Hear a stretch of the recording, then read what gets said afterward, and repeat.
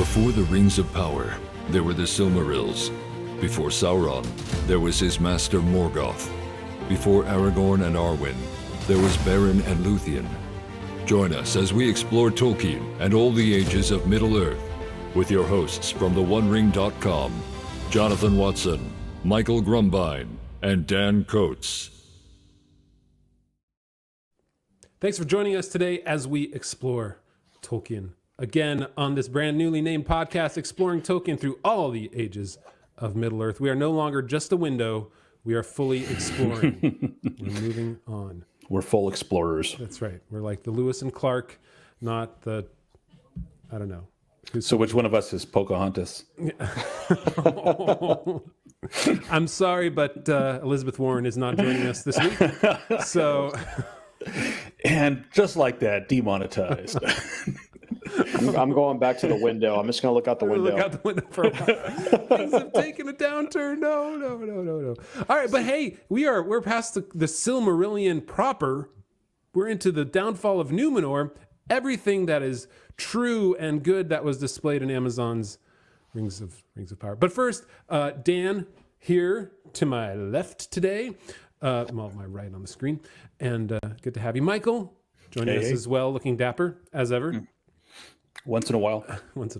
And you guys joining us here, along with our members who are in our Discord chat, sending us questions and giving us. We're doing a book club and reading through. We're going to start on May 11th, which I guess is going to be tomorrow, day after tomorrow, for when this comes out. And we're reading through this. This is an old copy of the book. This is Stephen R. Lawhead's book, Taliesin, and it's going to be made into a TV series. So we thought, what better time than now to actually read through it? We're doing 2 chapters every week or 2. I can't remember, but Lynn and Naya are spearheading that. And I'm excited to actually read through all that every other Thursday night. We're going to get on a video chat and talk about the book. What we know. It's a definitely good book. Very fun. I'm sorry I will miss the first one. I will be in Ohio watching my daughter graduate from college. So that's a good reason. During while they're reading all the names, you can read those first 2 chapters of the book. Because you'll be there for a while. I have video duties. So yeah. I hope it's a good seat, and I hope it's more interesting than some of the graduations I've been to. It won't be, but we'll be very happy to see our daughter. Unlike Michael, you can have a good time by becoming a member for $4 a month. The first month is free, or you can do what Adam and Lynn and Chuck did, which is give us a little bit more and become a sponsor and get your name in bright lights here below, down there. But we're glad to have you along. And the first month is free, so if you don't like it, you can just move forward. So we're going to move on into, and don't forget, give us a review on iTunes. Give us a review on Apple Podcasts. Man, iTunes, I can't get that out of my head. Apple Podcasts, Google Podcasts, Spotify, everywhere else that you listen to this podcast. We would really appreciate it. Especially if you want to give us 5 stars. 5 stars are the best. Yeah, if you're going to give us a 1 star, then go somewhere else, please. You're probably not even listening anymore because we have lost your interest by this point. So we're moving on. We're moving on into Akallabêth, the downfall of Númenor, the Rings of Well, that's kind of the dark cloud surrounding this now, is that we kind of have to talk about the Rings of Power and what it means to this and how they changed things and what our response was, and why some people are like, well, why are you so upset about the Rings of Power? Why would you even be upset with them doing Tolkien again? And you're like, well, have you read anything? Have you discovered what Tolkien actually wrote? And to them, they don't care because it's not. It's not like it's something new to them. It's like they don't expect that Tolkien actually wrote this. That it's the Lord of the Rings. It's just sort of like some back history, some notes that he has somewhere else. Well, no, this is a long story here. There's long additional stories in the histories of Middle Earth and Unfinished Tales, and so we'll definitely get more into the Rings of Power, especially in our extended podcast today. So if you want that extended podcast, you've got to become a member again. Go to theonering.com/member to do that. But just as a teaser, one of the reasons, probably the main reason that I was so upset by what Amazon did was that, as we would find out, we will and talk about in today's reading, which is the first half of the Akallabêth, the Númenorians had a distinctive character of a variety. They have a variety of distinctive characters, but even in their downfall, what they sought the most was immortality. It's the heart of what this great dialogue with the messengers from Manwë to say to them that we're going to discuss tonight. It is the defining feature of their character in terms of their struggle, what they're struggling with. They have great things, they have tremendous gifts, but they struggle with this desire to be immortal. And Amazon did nothing with it. Like, completely ignored it. Apparently, what we're supposed to believe from Amazon is that what they really care about is their jobs being taken by elves. By one elf. One elf, right? One elf. The elf is going to take all their jobs, all their gerbs. So this is. I mean, if you're going to miss the boat, pun intended, because this is Númenor. If you're going to miss the boat,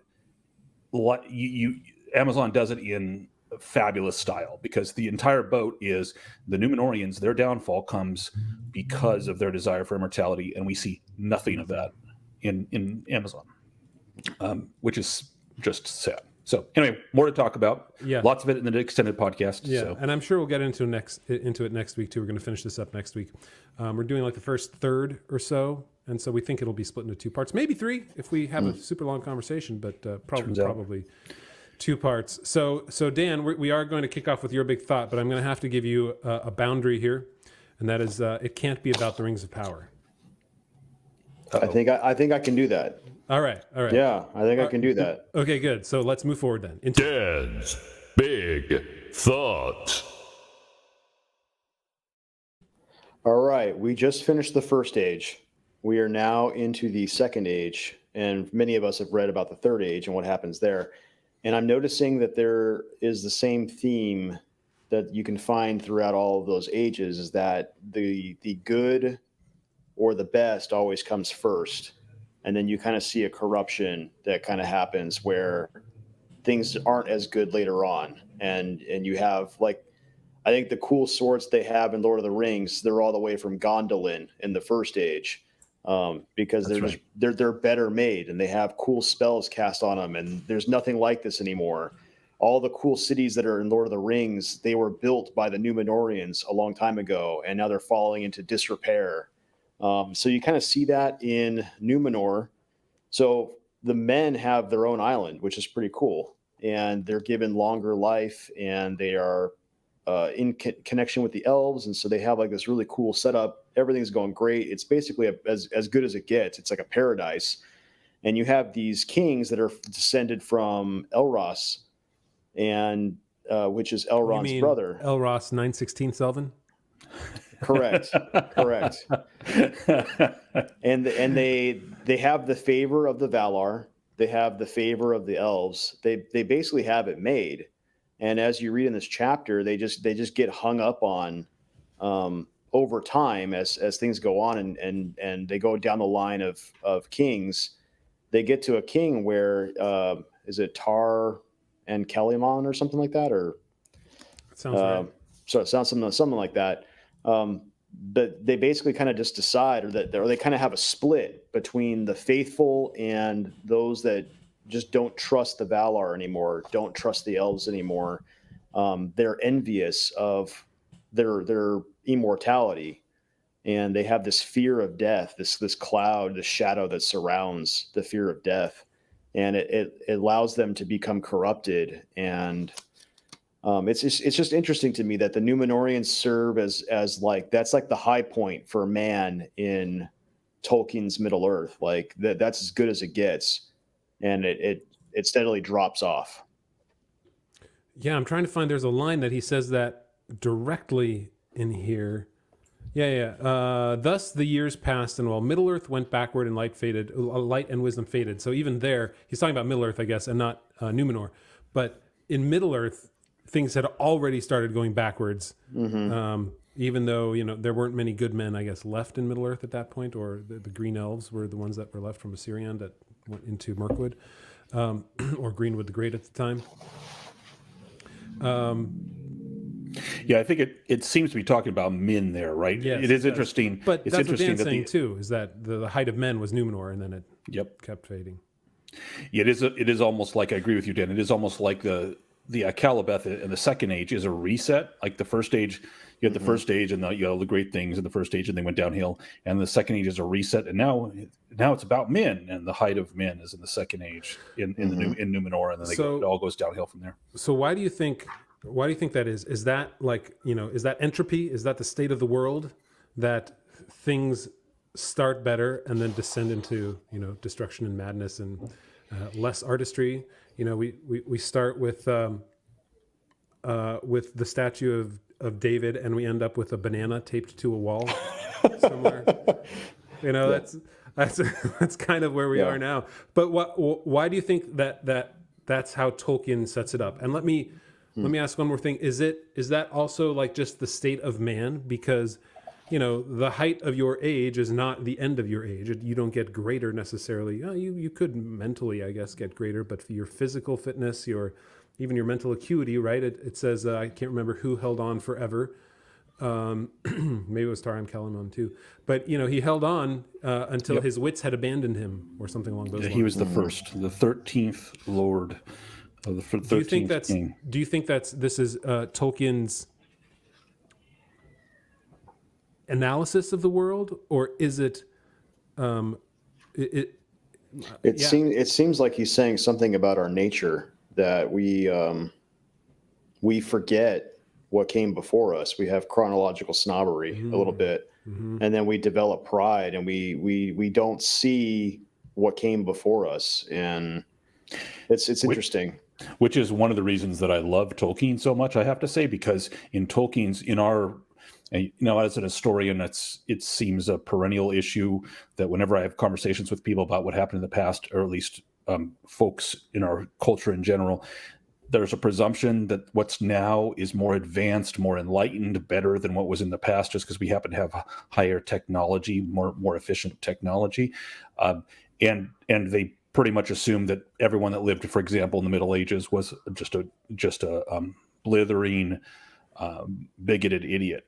And there's it gets tiresome to have to explain to people over and over again that this is not actually the way the world is, and the people that lived in the Middle Ages probably had mental acuity, the likes of which most moderns don't have, because we lean too much on our technology. But in Tolkien, I don't have to worry about that, because what came before in history is always better, and it's clear. He makes it clear that that's the case. So I love the Númenorians. I love their culture. What I do find interesting is the source of their greatness, right? So we have been talking the past few weeks, past few episodes, about the men in a variety of ways. We've talked about Hurin and his sons, and Huor and his sons and their lines, which eventually ended up in Eärendil, but also ended up in Turin. So you have tragedy and glory. But the men, the Edain, prior to the War of Wrath, don't seem to be especially enlightened or great.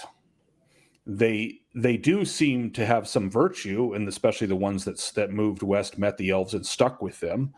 But there's plenty of men, as the beginning of this chapter reminds us. In fact, most of the men that fought on the side of Morgoth, not on the side of the elves and the Valar. So, but even of the men that did, we don't find them to be particularly, with the exception of a couple of moments, we don't find them, or a couple of figures, we don't find them to be particularly impressive in the first age. But then what we have is this paragraph where he's talking about what happened after the War of Wrath. And it talks about the seeds that Morgoth had planted, growing and sprouting and bearing evil fruit, if any would tend him, even though Morgoth himself is locked behind the doors of night. And so it says, "This the lords of the West," that's the Valar, "knew full well. When therefore Morgoth had been thrust forth, they held counsel concerning the ages that should come. The Eldar," I have two thoughts. "The Eldar they summoned to return into the West, and those that hearkened to the summons dwelt in the Isle of Eressëa." Blah, blah, blah, blah, blah, blah, blah. Okay. "To the fathers of men," all those elves, blah, whatever. We've been talking about elves this whole time. So we're into the blah blahs instead of the F and L's now. Right. More about the F and L's. All right. "To the fathers of men of the 3 faithful houses, rich reward also was given. Eonwe came among them and taught them, and they were given wisdom and power in life more enduring than any others of mortal race have possessed. For whatever reason, I have this weird memory when I was a kid and I first read this that I kind of implanted in my head that somehow the grace and the power of the Númenorians was from the fact that they were descended from Elros, who was half elven. And that even seems to match because so many of the characteristics that we'll now hear about what makes the Númenorians great and powerful is very elven-like. These characteristics like no illness and farsightedness and few children and long life, you know, not immortal. But it's clear here that greatness was a gift. So you have the Edain here from the first age, and then they're lifted up to this level by Eonwe and the gifts of the Valar. So the Valar actually give them blessings that make them long-lived. I mean, what does that mean? That's really interesting. Like you have men that weren't long-lived, and then all of a sudden now they live hundreds of years. So you have the direct intervention of the Valar. Wisdom we can understand, like we can teach you stuff. Okay, so you can you can be taught. But power and long life seem to be supernatural or spiritual blessings that are not explained just by, you know, we talked to this guy Eonwe and learned this thing, or we talked with the elves and learned how to do these crafts. They gave them a different physical manifestation than other men. They were taller. Yes, they were stronger, and they were morally better. They all of a sudden become men of peace, right? They don't turn to war immediately, or even though they have the ability to them to do so. For the Edain became mighty in crafts, so that if they had the mind, they could easily have surpassed the evil kings of Middle-earth in the making of war and the forging of weapons. So it's reminding us, Tolkien's reminding us, back in Middle-earth, there's all these evil kings that are there still of men. But they were become men of peace. Above all arts, they nourished shipbuilding and seacraft, and they became mariners whose like shall never be again since the world was diminished. And voyaging upon the wide seas was the chief feat and adventure of their hardy men in the gallant days of their youth. So it's fascinating. Yeah, well, something that stuck out to me, kind of going back to the idea of like the greater things came first for Tolkien. What we read in this chapter is that they are drawn to the island of Númenor by the light that they see from Eärendil. That they're basically looking west and they see it up in the sky, and that draws them to it. And so that light is a copy of the light that comes from the 2 trees in Valinor. You also have a copy of a tree, like a seedling of the white tree that's brought to Númenor. And it seems like Tolkien has this way of connecting all the 3 ages, because you see the tree and the light show up in Lord of the Rings too. I thought that was a really interesting detail. That's right. Yeah. The white tree of Gondor is, as it turns out, I have a note about this, a 5th generation tree from Telperion. So, and Tolkien lays it out. So we have Telperion, the silver tree of the 2 trees. And then we have Telperion has... I'm going to have to... Oh, there we go. So then from Telperion comes the white tree on the top of the Tuna, which is in the land of Valinor, technically, although outside the Ring of Mountains. So that tree is Galathilion. So that's the 2nd generation white tree. And then the 3rd generation white tree is Celeborn, not to be confused with the husband of Galadriel. But that's the name of the tree that's on Tol Eressëa, which is the island, which is not in Valinor, but is off the coast of Valinor. And then Nimloth, as you just mentioned, Dan, is 4th generation. That's the white tree brought from Celeborn to Númenor. And then the white tree of Gondor is the 5th generation brought from Nimloth. So wait. But yes. and at the end of the Return of the King, it's the 6th generation. Yep. Because they find the seedling. So there's a seedling that's up in the mountains above Gondor. So you have 6 generations of trees. By the end of Return of the King, 6 generations of trees from Telperion, one of the 2 trees. So pretty cool. Even for trees, Tolkien has a lineage. But they don't sing They do not sing. unless they're Ents. They kind of. So did you guys catch the connection? I've discovered, this is my great, like, I was the moment of discovery in this reading. I realized Star Wars and Middle Earth are connected. Andor, yeah. The first name for the island of Númenor, it was Andor, and then I watched that series. I'm like, what have they done to my boy? Yeah, I mean, Andor did they have? I wouldn't be surprised if that's a name George Lucas came up with in the '70s after having read The Lord of the Rings, and then I wouldn't be surprised either. into that because it was very popular there in the mid '70s. Still, hey, let me bring up. Let's take a little bit of a step back and talk a little bit about Númenor itself and the geography of this here. I have this great picture from the Atlas of Middle Earth that shows what Númenor looked like, where it is exactly, and even if you can see here, if you're watching on YouTube or Rumble, you can see here the outline of Beleriand under the waves, the lands under the waves over here, and what it all looked like, which is great. And then you can see Mordor over here on the right, and then we get sort of a little bit more of artistic license, I would say, with what happens over here to the right in the inner seas and these dark lands. But you can see Númenor is out all by itself. It's not Middle Earth. It's not Valinor. It's itself. It has its own name, and you can see why it's called the isle, the star, the Isle of the Star. What do they call it? Remind me the exact. Tol Eressëa? No. Númenor is the name Númenor. They also gave it Andúni. There's 5 names. Yeah. It's Andor, land of gift. That's the first one, right. And then it's Elena, which is Star Wards. Star, that's the one right there. And there's Anadune, and then Westerness, and then Númenore. Yeah. So it looks like a star. I mean, that's kind of what it's about. And we can see that it's only about a day's journey away from the lands of Mordor. In this, a brisk swim. Sorry, a brisk swim. If you're again, we'll talk more about the Rings of Power at the in our extended podcast. Here. I'm just wondering why you gave me all these restrictions, and you brought it up like 3 or 4 times now. So this is not a big thought. This is a stupid thought. I was, you. Okay, all right, that's fair. That's fair. Yeah. Your big thoughts no big thoughts contain the Rings of Power. Only abject, horrible realizations of the failure that show actually was. No problem. It's your show. It's your show. No, you do what you want. Our show.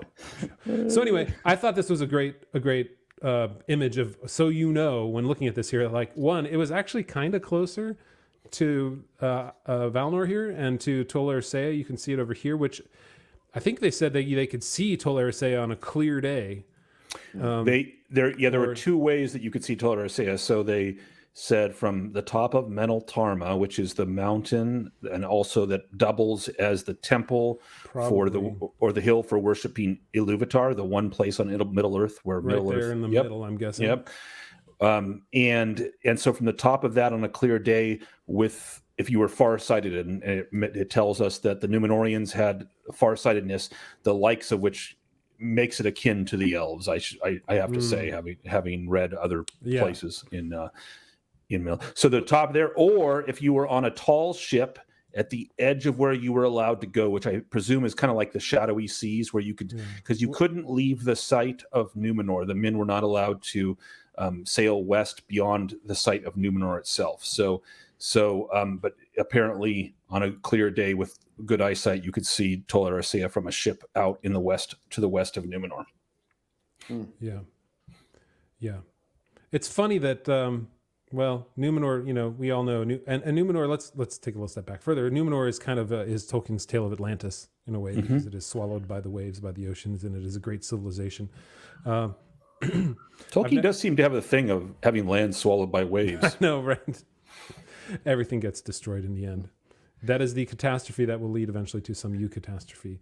The whole point of Númenor was to get the faithful to sail back to Middle-earth and destroy Sauron. It was their destiny. It was their predestiny. Right, Dan? That's what Calvin says. Yeah. He talks a lot about Middle-earth, does he? Oh man. So the first part of this chapter is a recap of what we already know. I don't think we have to go through that. The second part I would say is the historical facts about Númenor and the Númenorians, where they came from, and we've touched on that already. And then the third part of what we're reading today, or what we read through, is what happened to them, and why did their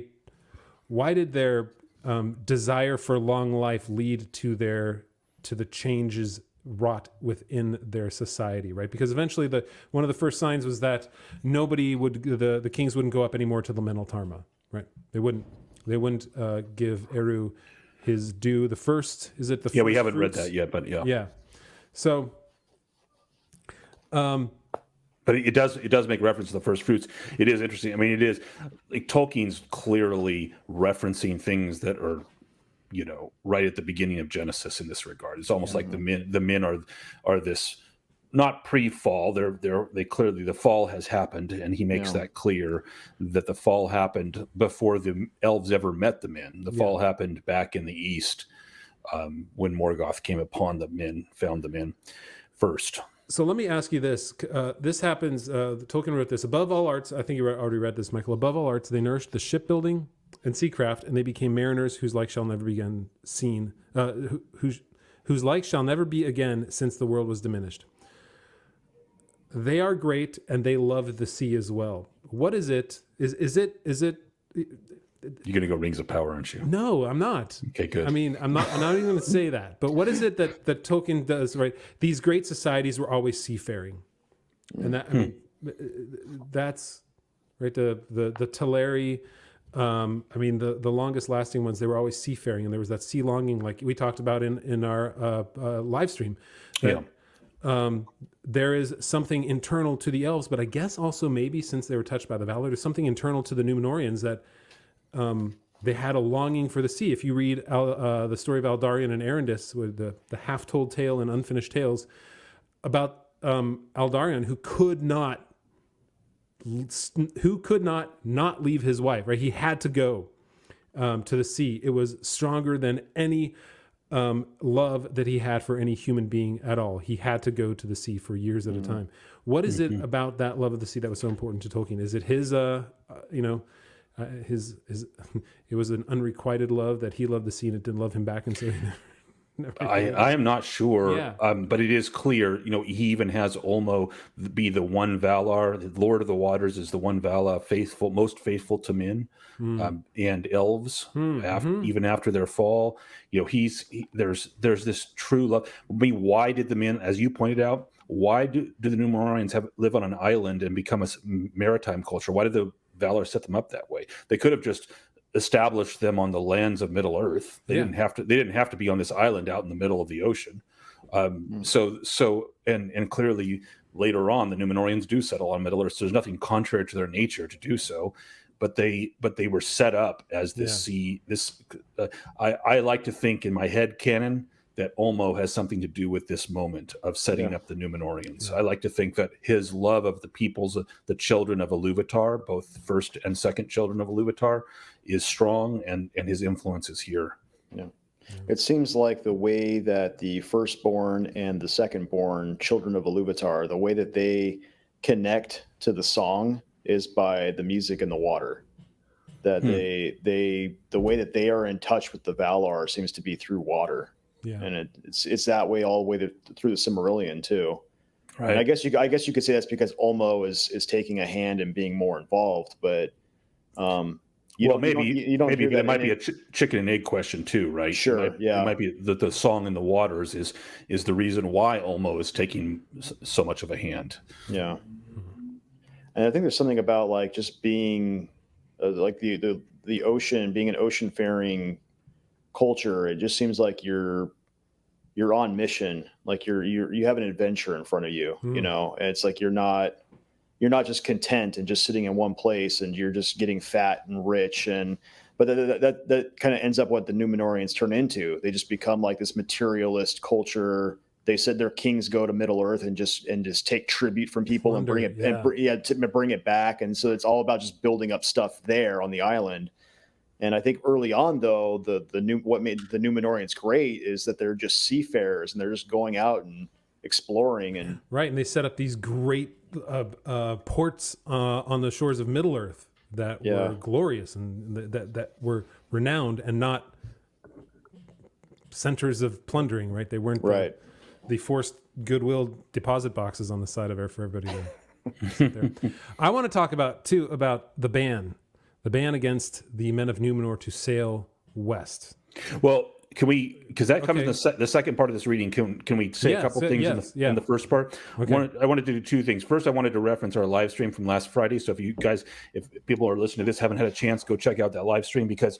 And it was I actually put it in the podcast too. So it came out I would say Sunday, like the 30th of April, I think. Okay. So when I put it out so you can listen to it. Yep. So it was a great discussion. I loved talking to everyone there. One of the things that came up in that discussion, which was really interesting, it was kind of a question, was one of the speakers there, which is Middle Earth Mixer.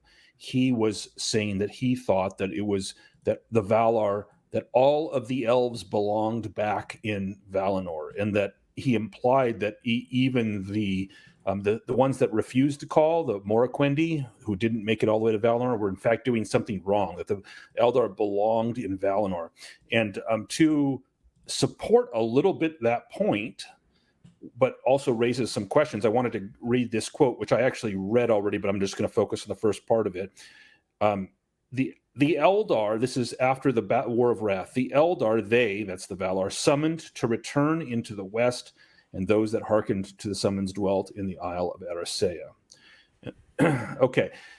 My question, coming off of Middle-earth Mixer's comment, because it wasn't my understanding. My understanding wasn't that elves belonged in the West, in the Valinor, at least at first. Mm-hmm. Maybe you could make that argument after the changing of the world, but that at first it was an invitation, and there might have even been somewhat of a mistake to that invitation. At least we've talked about that in previous episodes. But my question is, the Eldar they summoned to return into the West, it doesn't qualify that, which means that they invited all the Eldar to return to the West. Or do you guys think they mean just the ones that used to dwell in the West, because those are the only ones that can return? Did they invite the Sindar to come to did they invite the Sylvan Elves to come to Valinor? What do you think? I think they probably did. The Noldor definitely, because the Noldor had come from... Yeah. I would say that because I think there was, originally there was a large contingent that decided to stay. Yeah. And there's, a large contingent that never made a move either. But I think they were all originally invited. Am I right in saying that? Were they all originally invited? Yeah. All the elves, aside from the stragglers that Morgoth got before Orome arrived. They were all there. So why wouldn't they invite them a second time if they weren't, if they weren't the Noldor, then, for sure they could come. So I would say yes, without any What's fascinating to me is, does that mean they sent messengers all the way to Greenwood the Great and invited all the elves that were there? Eonway's pretty fast. He could make it. Sure. Arome's been there before, but there's they're all fast. I don't think there's a problem.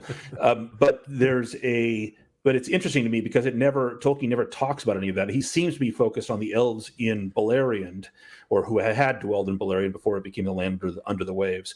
Yeah. And so it's fascinating to me, which elves are all of the elves called back, and does that mean therefore that they're not doing what they're supposed to? Even the Sylvan elves who are supposed to be in Valinor, and they're just hanging out in Mirkwood. It's is it? But I mean, supposed to is kind of a pregnant phrase. Are they really supposed? How much?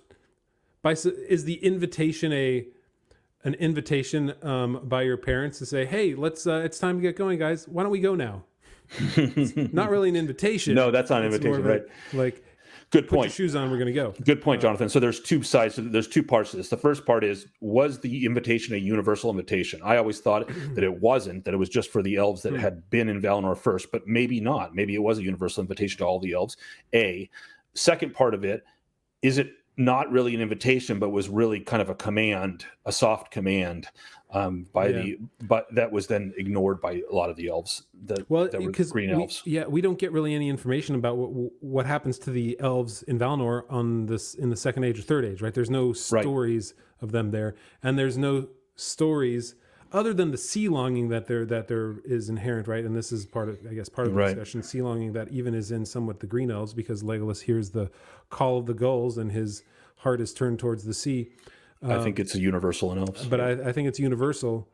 And the question is then, like what we discussed there, is the sea longing a part of wanting to go to Valinor, or is it because the sea is the closest thing to the music of the Ainur? The echoes of the music are still in the seas and the rivers and the lakes. I have to admit, I fall on this on the second of those options because I see a lot of elves that go to the sea and never go to Valinor or don't dwell in Valinor. They just end up sailing around the coast or living on the coast of Valinor, the coast of Middle Earth or Tol Eressëa, and they don't actually dwell in Valinor with the Valar. Yeah, me too. But anyway, so that was an interesting connection to our live stream from last time. But then I wanted to also talk about the nature of the people of Númenor, because I think we need to be clear about like what made them different. Are they just happen to have this cool island that's shaped like a star-shaped island? Yay! It's like a lucky charms prize. It's like you get an island shaped like a star. And the answer is no, of course. So they have wisdom, power, and long life, as we've already read. But let me ask: what is power? More. Is power? Does that mean strength, height, physical prowess? Is that what the power is, or is it power over other creatures? Because they don't really have power over anything when they're in Númenor. It's not like they don't have to tame the land. If you read in the Fall of Númenor, which takes about all the bits of the histories of Middle Earth that speaks about Númenor and puts it into that book. I'll put the link below. But it talks about how they pretty much lived in harmony with all the animals there. Right. Well, so I take the word power there to be not in the Marxist sense, which is domination of others, like you just said. I take power to be the original sense of the word power, which from the Greeks is potency. It comes the same word, potential. Mm-hmm. It's the ability to do. You are able to, and Tolkien very clearly calls that out in the passage we already read, where he says they could have, for example, surpassed the evil kings of Middle Earth in the making of war and forging of weapons. So they had the ability to do so. They chose not to exercise it in that case. They have the ability to be the greatest mariners. They exercise that ability and power. So, and I see it. So we think of power too in a physical strength. I think they were in fact that, and we have plenty of passages that we'll later on point to, but the one of them, it says they grew and they were taller than the tallest of the sons of Middle Earth, and the light of their eyes was like the bright stars. I presume that they weren't tall, skinny, and useless. I presume tallness has to do with it wasn't the low gravity strength. Right. It wasn't the Martian. They weren't Martians, like weak, but tall and thin. So they knew no sickness. So this is another difference. Very interesting. They cannot get sick. Yeah. So no sick days in that job that you're scared about stealing, the elves stealing. And like the elves, they had very few children. Yes. So they were wise, they're glorious, and they were their numbers increased only slowly, as you just mentioned, Jonathan. For though the sons and daughters were born to them fairer than their fathers, yet their children were few. I was like, I feel like an Dane. My children are all better looking than I am, which is good, which I'm really glad of. Except you have like 16 of them, 8 and 23, 45. That's why it's amazing that they're all better looking than me. So anyway, there's to me. So let's tick them off right here, right? So they become wise, they become taller, longer lived, glorious, whatever that means. They don't die of disease. No disease. Healthy, they have fewer children. They have the ability. They have the greatest crafters that Middle Earth has ever seen. And in fact, they're just becoming like Noldor. Yeah, right. they're it's interesting. They're just becoming elven-like, at least until they're noontide, and then they begin to diminish after that. But we'll get to that later. There's something, yeah. You said the Noldor, and this is kind of going to jump forward a little bit, but what struck me a parallel between the Númenorians and how they fell into evil, essentially.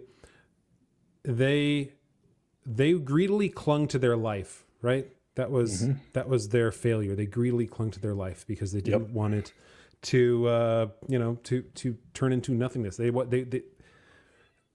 The state of their bodies was an evil to them, right? And in the same way, so they greedily clung to it. They wanted to preserve it in the same way that the Noldor wanted to preserve the things that were in the world.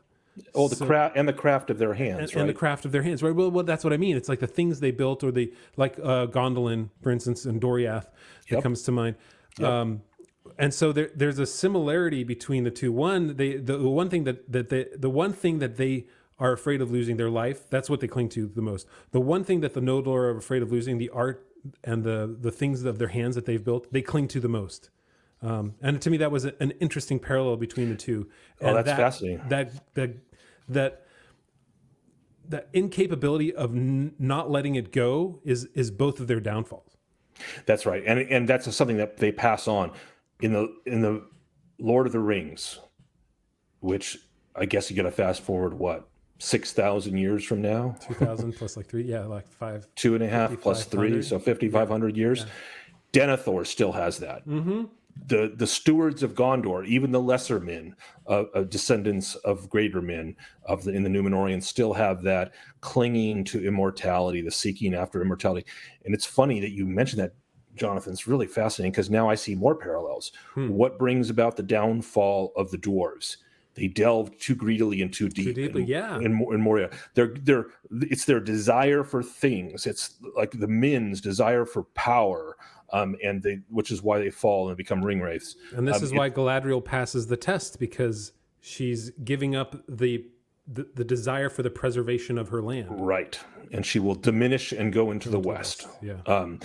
Which is fascinating, right? Because in the west, she's going to be happier, and she's going to be filled with the light of Valinor. She's going to be, in one sense, almost more powerful, I guess, maybe, but not in another sense, because she says, I will diminish. So she has to diminish in order to become great again in the West. But then she'll just be like in Middle Earth, she's the last Noldor. Yeah. She's literally the last Noldor, I think. Glorfindel, I guess. So, but he's resurrected. So she's the last unresurrected Noldor.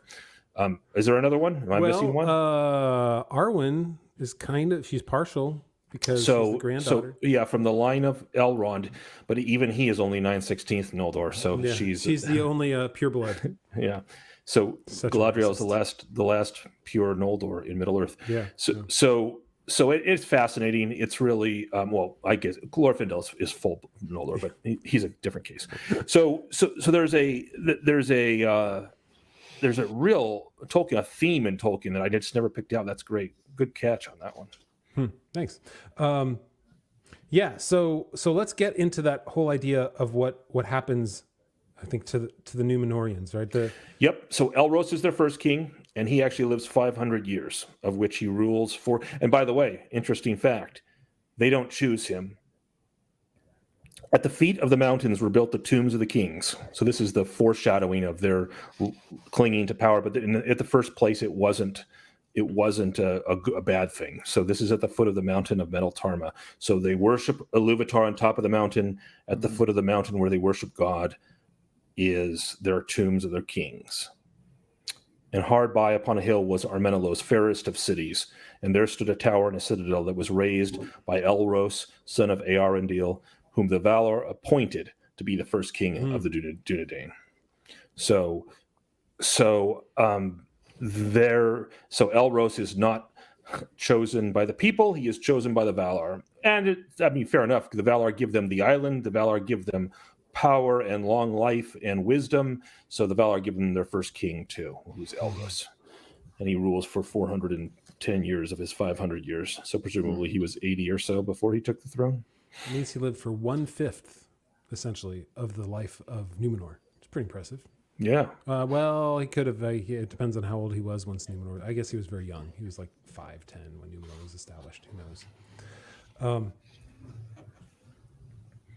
And then they have this argument they speak. Is it the Teleri that they speak with?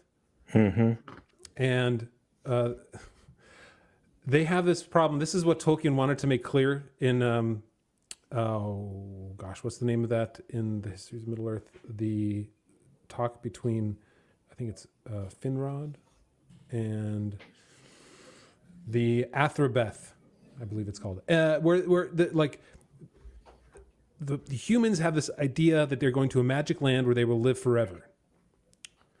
But as the Eldar said to them, there you would but wither and grow weary the sooner as moths in a light, too strong and steadfast. In the same way that Tolkien hints at the fact that Luthien flamed out quicker, right? It's better to burn out bright than to fade away. Flamed out quicker because she wore the Silmarils. So something about the light of the trees makes men wither and grow weary sooner. Is it the sheer beauty of the light of the Valinor, of the glory of the Valar that makes them wither and grow weary sooner? What is it about this land that makes them die faster and does not give them the long... Obviously, the long life is simply the state of their being for the elves. The men are not tied to the world like the elves are, so they die and their souls move away from it, right? But what is it about Valinor that causes them to wither and grow weary the sooner? And they're like, don't even come here. We're actually warning you. This is not a good idea. You shouldn't even be trying to come here because you're just going to die sooner, which is clearly not what you want to have happen. So I don't know. Do you guys have a thought about that? About why would they wither and grow weary sooner? What is it about the light? What is it about Valinor? What is it about that? I honestly, I have no clue. I couldn't find anything that says this is why. But yeah, I go ahead, Dan. Oh, I was just going to say, it seems like in at least the way Tolkien has set up men in his tale, that their ultimate end, their ultimate purpose is to end up separating from the earth to go somewhere else. Right. And it seems like if they were exposed to that light, if they were exposed to that blessed land, it seems like they would just become more of what they're supposed to be. Maybe that's too spiritualizing it. Their body would drive themselves to leave the earth sooner because that is the natural state of their being. I like that. It seems like they're just like in it's just a temporary situation. They're on this earth for a limited period of time, but their ultimate purpose is to go somewhere else. Right, which the messengers, I mean, you have strong text to support that position, Dan. The messengers from the Valar say that to the questioning Númenorians. They say, the Eldar, you say, are unpunished, and even those who rebelled do not die. Yet that is to them neither reward nor punishment, but the fulfillment of their being. They cannot escape and are bound to this world, never to leave it so long as it lasts, for its life is theirs. That one sentence is powerful in the metaphysical world of Tolkien. He's the messengers from Manwë are laying out a very clear truth about the elves and what their nature is. They're bound to the earth. It's not a punishment or reward to be immortal. It's just the way they are. And now then it goes on, and this is the part that jives exactly with what you were saying, Dan. And you are punished for the rebellion of men, you say, in which you had small part, and so it is that you die. In other words, so that first sentence is they're just the messengers are just repeating what the men claim. The messengers aren't saying that this is the truth. He just says, you say you're punished for the rebellion of men. You didn't have much part in it, and so you die for this rebellion. But he's about to say that's not true. But that was not at first appointed for a punishment. Thus you escape and leave the world, and are not bound to it in hope or in weariness. Which of us, therefore, should envy the others? And so they turn it on him. It's really interesting because they're actually giving a different perspective, which elves can have, and probably some elves do, which is the elves can't escape the circle of the world. They're bound here forever, for good or ill, no matter what they do. But the men can escape the circles of the world, and they do in death. Right, and the elves, they get tired of it. They're stuck. It's like solitary confinement, right? This is the only place you'll ever be, as far as we know, and it's no fun to just be weary of the same thing over and over and over again. I mean, what is Galadriel by the end of the Third Age? How old is she? I don't even remember. 7, 8. By the end of the Third Age, she is depends on what the ages are before the First Age. but thousands and thousands but of she's years. between 6,000 and 7,000 years old, probably, maybe more than 7,000 years old. Yeah. You can imagine, like, you kind of seen it all. Like, there's only so many times you can go back to Paris to see the Eiffel Tower if you've done it 25 times. That's right. Mm-hmm. Yeah. The other line that struck me in regards to this from them, from the Eldar, is it the Eldar? The messengers. Yes. It's the messengers. They should hope rather that in the end, even the least of your desires shall have fruit. The least of your desires shall have fruit. It's like you don't have to make the greatest things in the world. Right? You don't have to live forever in order to create something great. But even the least of your desires, that's what you should be striving for. Is that your desires aren't worthless. You might be here for a short time, but they can have a fruit that I guess will, and to stay with that, will grow into greater things in the future that you may not see, but it's valuable nonetheless. It's interesting to me that in Tolkien's mythology, the men, what's been allotted to them is to have faith, that they are to trust. That is their purpose on this side of death. That's their gift, that they are to trust and have gratitude for what's been given to them. And that's what happens to the Númenorians, is that they decide, you know what, we don't want to trust and we're not grateful. They stop going up to the mountain to give thanks to Eru at some point. It's very interesting that at least as far as Tolkien's, I guess what would that be? Their ontology, like what they are is they are created to be thankful and to trust, and at some point they just decide they don't want to do it. And that might be the least of their desires, is like to be faithful, but even just and to quote, enough. For of us is required a blind trust and a hope without assurance, knowing not what lies before us in a little while. And yet we also love the earth and would not lose it. This is totally reminiscent of the Akallabêth. I can't remember the entire title of it. In the Histories of Middle-earth, where Finrod speaks with a human female, and they have this in-depth philosophical discussion about life, death, long life, leaving the circles of the world. Anyway, I didn't realize that this is almost directly related to that. Is that the one that we talked to with Austin Freeman? It's in Morgoth's Ring. I believe so. Yeah. Yeah, yes. Where we were kind of talking about kind of like the possibility of Eru becoming a man or something. I can't remember it yeah. distinctly, but yeah, it might have been. Yeah. So that vague point at which they stop worshiping is foreshadowed.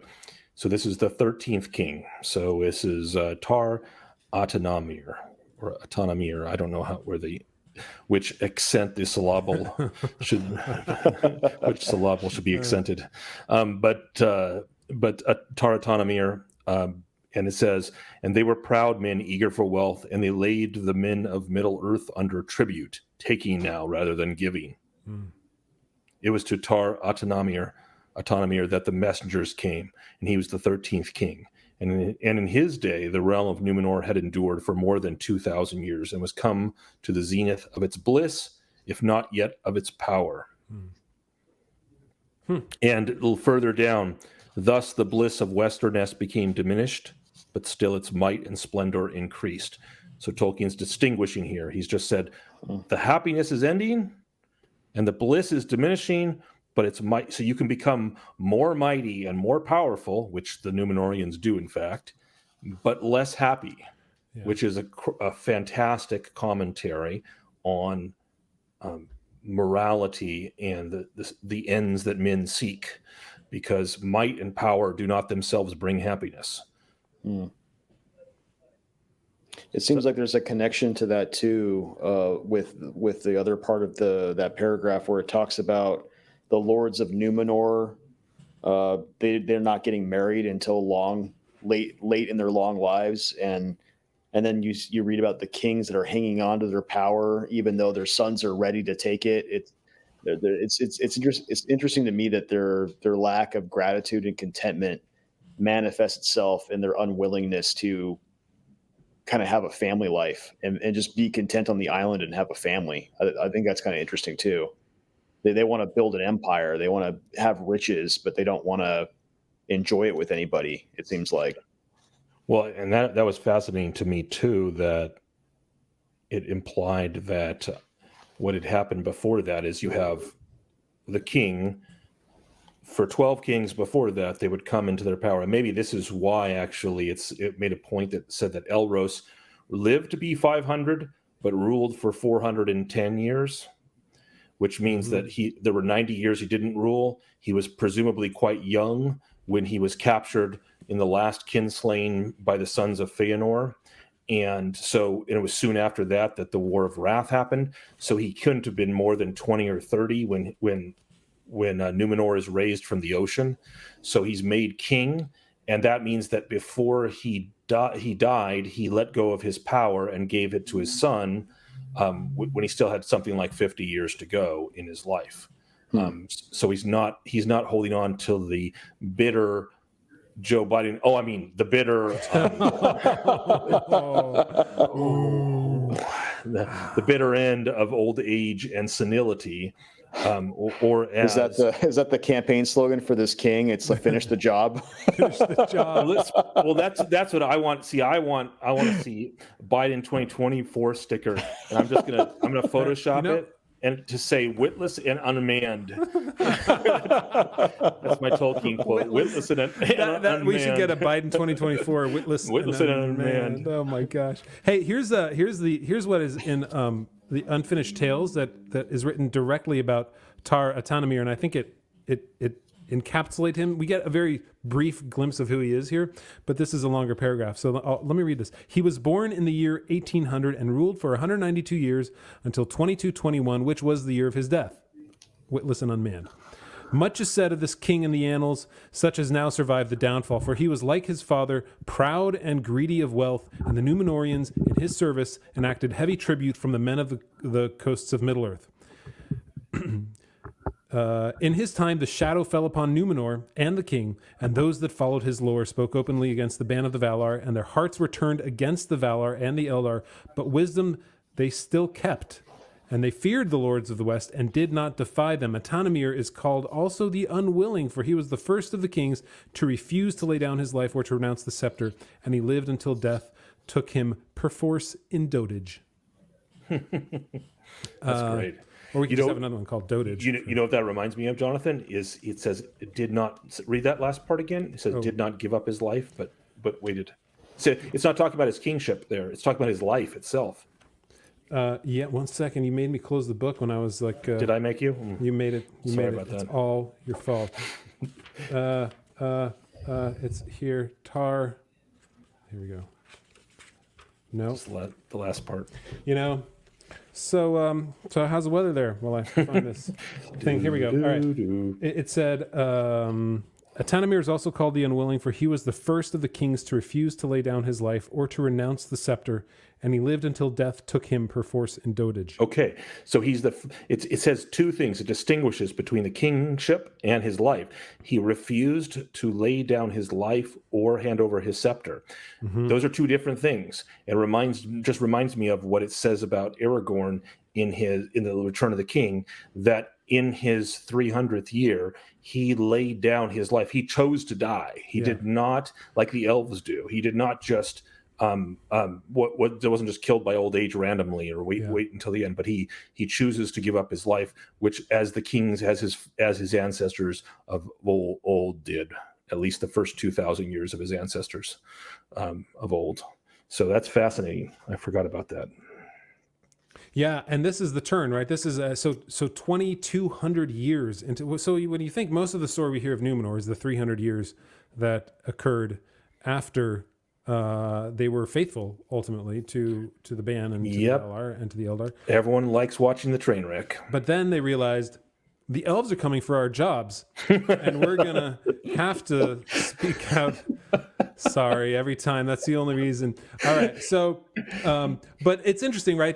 I love also that Tolkien points out that they were trying to prolong men's days, but all they did was discover formaldehyde or something. Right, exactly. They achieved only the art of preserving incorrupt the dead flesh of men, and they filled all the land with silent tombs in which the thought of death was enshrined in darkness. Oh, I love that. They What a filled powerful- all the land with silent tombs in which the thought of death, right? It's you can't escape it. It's like ESP, right? It's always there, and it was enshrined in the darkness. And so because the land was filled with that, right? They couldn't help but see death all around them everywhere all the time. And so it made it even worse because now they were celebrating the life of people and, you know, and pointing out that like, look, they're all dead. What can we do to stop this? And the answer is not much. So what do? They do what the Romans do. They do what the Egyptians did. They do what all these great cultures do who become obsessed with death. They then turn more eagerly. Quote, they lived, but those that lived turned the more eagerly to pleasure and revelry, desiring ever more goods and more riches. And after the days of Tar and Kalimon, the offering of the first fruits to Ira was neglected. And the men went seldom any more to the hollow upon the heights of Metal Tarma in the midst of the land. Is this the first mention of worship of Eru By men. Yeah. by men? But okay, so the elves and the Valar were doing that already. They do it. It is mentioned on the mountain in Valinor. Mm-hmm. Yeah. Yeah. And then this is kind of where we're going to end, which is at the point at which we get to Sauron again. But it points out that though the Númenorians, were diminishing, I guess, morally, culturally in some ways too, because they were celebrating the death of these. And in happiness, in bliss, they were diminishing. Bliss, right. They were still in communication with Gil-galad, keeping their friendship with the elves and lending them aid against Sauron. That's only the elf friends. So is the elf friends. They've told us about the split now, the king's men and the elf friends. No, yes, right. But the other, it's interesting because then there's the other side of those great ships of the Númenorians that were born east on the winds, returned ever laden, and the power and majesty, and you read that earlier. But they drank and they feasted and they clad themselves in silver and gold. And which is interesting because sometimes we have some really smart people in the comments on YouTube when we post this, and somebody pointed out that in the histories of Middle Earth somewhere, and I'd have to check on this here, but they pointed out that there are sort of like good parts of the earth and bad, and Tolkien points out that gold has a negative, like what's the word I'm looking for? There's a negative aspect associated with gold in a much of what Tolkien wrote. I'm going to look that up. But that's an interesting thing that they clad themselves in silver and gold, and they drank, they feasted, and there was a negativity to that. Whereas mithril is it's the highest metal, and gold is one of the. Well, it also keeps elves alive, so there's that going for it. I knew I was just like setting you up with like a big fat underhand softball toss there to hit out of the park. But that has given me my idea for my next my next license plate. I am going to have my next license plate. I'm going to try for Elendili. Oh. The elf I was friends. hoping you would go for unmanned. No, that's going to be the bumper sticker. Biden 2024, Witless and unmanned. Oh my gosh. I get too much joy out of this. I have bliss, unlike the Númenorians. So we have these the faithful, the elf friends, the Elendili, as you say, and they're the ones that came north to the land of Gil-galad. And let me do we have any more to say? Because I have one thing to say. So I might close this out here. Close us out, sir. Or Dan, you're smacking your lips. Well, I was just thinking like from like a wider perspective of like all of the mythology that Tolkien has done. There's I wonder what he's trying to say in that the men that are happy and blessed are those that are friendly with the elves. Like it almost seems like they're like, and we've already talked about how the elves are those that are bound to the earth and connected to the earth. And I almost wonder if he's trying to say something about there's two types of man. There's the man that's full of pride and full of self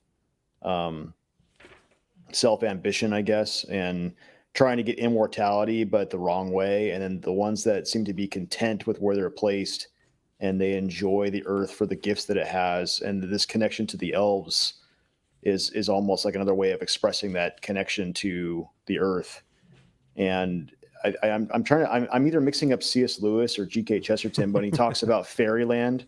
I think it's G.K. Chesterton that talks about fairyland and the idea of wonder and right. being willing to just see the good that's in the world and be part of that and not just force your own way. But I'm probably blending like 3 or 4 different authors together. But I just wonder what he's trying to say about the Elendili, the faithful. That it seems like that's the way we're supposed to be. We're supposed to be like the faithful. We're supposed to be friends with the elves, if that makes sense. I don't know. Yeah. It does. I mean, clearly, because not just because they're elves, but because they hearken to the lords of the West. So it's they hearken to the Valar. They hearken to the unchanging good. Now that the spat with the Noldor has ended, and they've all died or been returned to Valinor where they belong, except Galadriel. But there is a real wisdom to that, but it's also not where power and might lie. Mm-hmm. Mm-hmm. Mm-hmm. So the rise of Sauron is Coming mentioned, up. and that's where we're stopping. Yeah, that's where we're stopping. And so today, If you like Tolkien, I think the best look we have at at experiencing a story in Númenor, and I know we've mentioned this many times, is the story of Aldarion and Erendis, which is found in the Unfinished Tales. This is my early copy that I found at a used bookstore. It's one of the first printings. Found a used bookstore recently. But it's a great story of Aldarion, who is a king in waiting. I don't think they have princes, but who loves the sea so much. He falls in love with a woman named Erendis, and she hates the sea, and he loves the sea, and it leads to much trouble, familial issues, how not to treat your wife, how not to speak to your husband, all this sort of stuff. But it's a great story. It gives you a lot of information about what Númenor was like in a story tale. And sadly, it ends before it gets going in a way, right? Because it ends with Aldarion coming back with a message from Gil-galad, and we don't know what that message is. It's like a J.J. Abrams story, right? You get the thing, but you never really open up the thing. It's just a MacGuffin to figure out what it is. But it comes in. Tolkien just never finished it. But it's a great story. If you get like an hour or so to read it, maybe an hour and a half. That might be how long it takes you. I don't remember how many pages it is.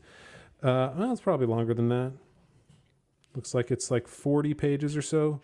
But definitely worth your while. Check it out on Unfinished Tales. And gives you a good insight into the culture of Númenor, the people of Númenor, the interactions, what they thought of the sea, what they did in Middle-earth, a little bit of information about Gil-galad, and just it's got great characters. Even though, kind of like the Children of Hurin, it feels a little bit terrible. But it's still well worth your while. It's not a totally happy story. Yeah, so that's an Unfinished Tales. I'll put a link to that below too. All right, so next week we should, I'm thinking, unless there's too much to talk about, finish the Akallabêth and talk about everything that happens. And really, this is where the Rings of Power comes from. Let me take that back. This is where the Rings of Power got some names from. Because what we see, this is where the Control C and the Control V comes from. It's you get Ar-Pharazôn and Miriel and Elendil, right? The characters that are in here that have nothing to do. And like you said right at the very beginning, to bring this all the way back around, the point of the Númenorians is that they did not want to die, right? They had a desire for eternal life. And Amazon got it wrong from the very start. I mean, they got Galadriel wrong too, and that very first scene we get with her is just ridiculous. But they got the Númenorians, who are supposed to be, like we were talking about, the greatest in power and glory and might, the greatest civilization in the history of all of Middle Earth. Nothing ever surpassed them. They could take on Sauron's armies and they would win. And Sauron, in fact, he would have just surrendered without a thought, because he knew he couldn't defeat the Númenorians. And what do we get in the Rings of Power? We get 4 ships sailing to Middle Earth, right? We get these wide shots of this huge city that looks sort of like it's been copied and pasted in Unreal Engine 5. And then these tight shots of these small hallways and this relatively tiny port and a bay. And it's just, they got so much wrong. So we're going to talk about that in our extended podcast. We are indeed. If you don't want to hear us complain, then I guess don't listen. But you can get that by going to thewondering.com/member and signing up and getting the first month free. It's $4 after that. Well, before we say goodbye to the freeloaders, I want to point out that one of the things we're going to try to center the talk around is what Tolkien does that modern writers seem incapable of. So he's doing something, and they're just completely missing the boat. Literally missing. I mean, they're missing a lot of boats, actually. But whose boat are they missing? Would it be the Númenorians' boats? All of the Númenorian boats. All 4 of the Númenorian boats. Right. They're missing the boats. But they don't have the ability, and it isn't even. I'm going to make the point that it isn't even they don't have the ability to see what Tolkien's doing, and they aren't just. It's not that they're not as great a writer as Tolkien. Of course, they're not. There have been plenty of writers in the past that have been not as great as Tolkien, even though they don't have modernity that they're worshiping. But these writers nowadays, they're giving us what they have in their souls, and what they have is weak and thin, and that's all they can give us is a weak, thin vision of Númenor or of Galadriel or of anything else. So, Sign up so you all can listen to us. Yeah. And let's point out that it's not like there are 12 tomes about the history of Númenor, right? We get this vision of a grand, huge, and powerful Númenor in a relatively small amount of text, all things considered. This is true. And they could have done something great with what was there, but even in a shorter amount of time, and you can read through pretty much most of what Tolkien wrote about Númenor in less than half the time that we've taken to talk about it. No, that Rings of Power took to actually film, like in the episodes, and half the time of those episodes. And so they didn't only fail, they failed incredibly dramatically, even though they had a shot at doing something great. Exactly. And had the money to do it. They could have made something. They could have made Aldarion. No, they couldn't have made Aldarion Erendis. That would have been impossible. They didn't have the rights to that. So we're going to talk about that in our extended podcast. Go to thewondering.com/members to get that. Give us a 5-star review on Apple Podcasts and Google, and help other people find us. Because we like people. We're people. And join us in our Discord chat. Become a member. We'll see you soon next week, finishing Akallabêth. But join us in our extended podcast where we'll talk. Bye, freeloaders. See you guys.